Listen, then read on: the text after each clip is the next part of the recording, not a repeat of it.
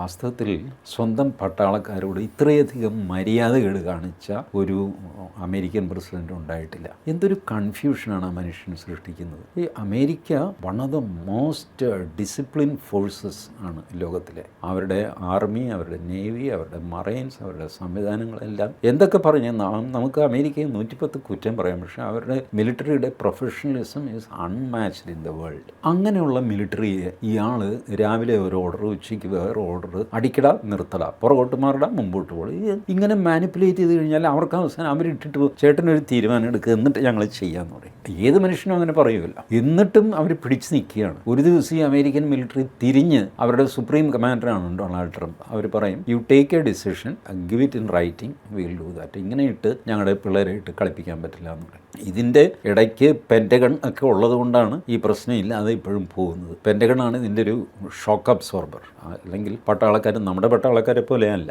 അവർ അത്ര പൊളൈറ്റൊന്നും അല്ല അമേരിക്കൻ പട്ടാളക്കാർ. അവരിടയ്ക്ക് രാജിവെക്കും, ഇവർ രാജിവെപ്പിക്കും, അങ്ങനെയൊക്കെയുണ്ട്. നമ്മുടെ പട്ടാള മേധാവിയെ നമ്മൾ രാജിവെപ്പിക്കും. അവിടേക്ക് എന്ത് പ്രശ്നമുണ്ടെങ്കിലും ഇരു ചെവിയറിയാതെ നമ്മളത് തീർത്തിട്ട് അങ്ങ് പോകും. Till retirement. കീ പോസ്റ്റിലിരിക്കുന്ന പട്ടാളക്കാരൊന്നും നമ്മൾ മാറ്റുന്ന പ്രശ്നമില്ല. അവരങ്ങനെയില്ല.